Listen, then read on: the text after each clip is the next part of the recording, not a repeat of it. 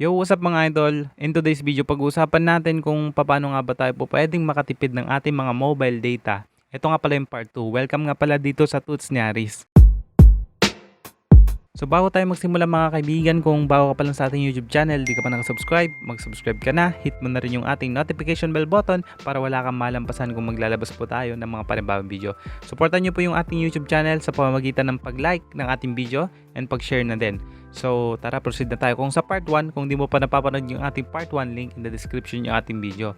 And sa part 1 na yun, gumamit tayo ng third party application. But mas maganda yung part 2 natin kasi nga di na tayo gagamit ng third party application. Shoutout nga pala kay Jimmy Johnny sa pag-share ng information about dito. So kinakailangan na lang natin is yung built-in feature ng ating smartphone. Hindi na po tayo gagamit ng third party application na i-store pa natin sa phone natin, siya pang dagdag sa ating storage. So may built-in feature naman, so yung gagamitin natin. Tinalakay nga natin sa ating part 1 na kung ano nga ba yung mga kadalasang application na kumakain sa ating mga mobile data. Bakit nagtataka tayo na bawasan ng 100 MB, 300 MB, or basta nabawasan, okay? So kahit paunti-unti kasi yung kinukonsume ng isang application sa background is naipon niya ng naipon hanggang di natin namamalayan umabot na yan ng 200 MB, or di natin alam kung hanggang saan naabot yung mga background process ng ating mga smartphone.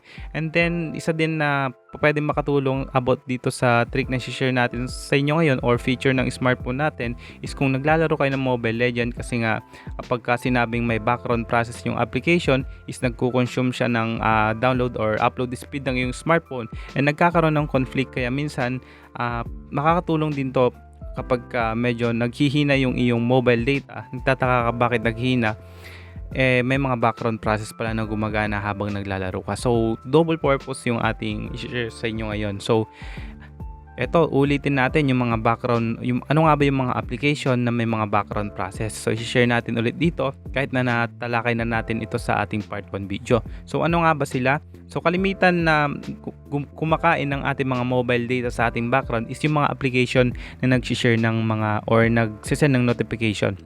Ano nga ba sila? Sila si Facebook, Messenger, YouTube, TikTok. So yan yung mga application. Kung papansin nyo yung mga application na nagsisend ng notification, sila yung mga application talaga na may mga background process. Kahit wala siya sa recent natin, kahit hindi naka-open, nagsisend pa rin sila ng notification. So that means sila yung mga may mga process sa background na kung saan gumagamit ng mga mobile data, kasi process pa rin yan ng internet, kasi may notification na makita ka dyan, nilike ni ganito yung photo mo kahit hindi naka-open si Facebook, or nagpost ng ganito sa TikTok si ganito, si Wamos, nandyan sa notification mo. That means na gumamit yan ng internet mo.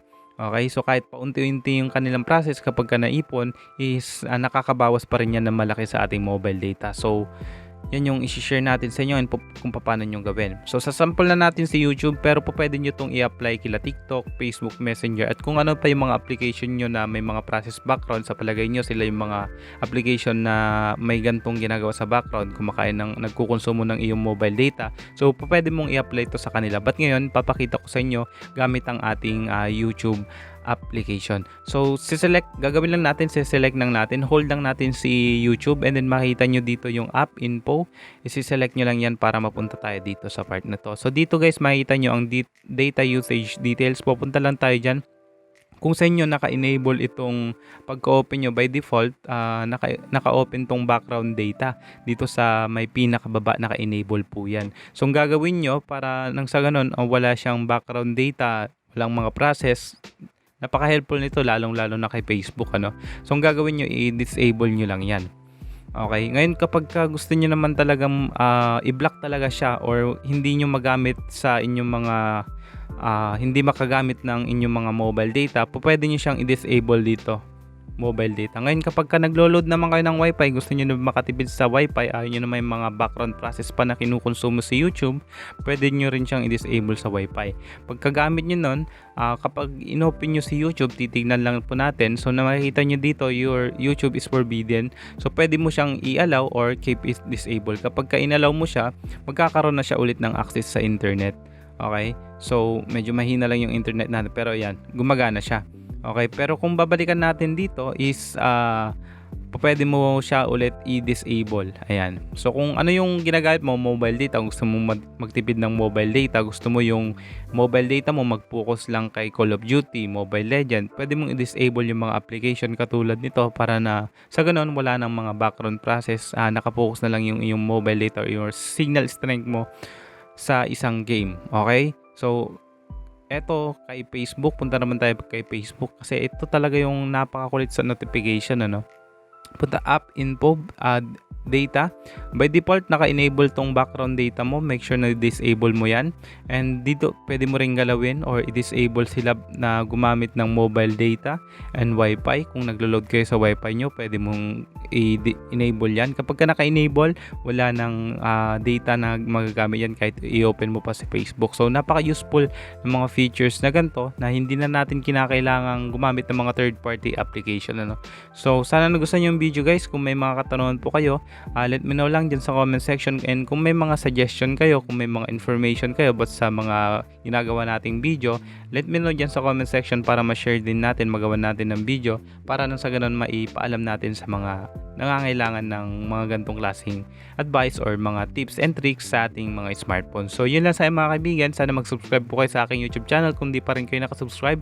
Kung di mo pa rin na-like ng video to mula nung sinabi ko kanina, i-like mo na, share mo na din sa mga friends mo itong mga video natin para sa ganun makatulong din po tayo. So yun lang sa mga kaibigan, again, this is Haries. Sana po mag-ingat po tayo palagi, and see you again on the next one. Maraming salamat po. Peace.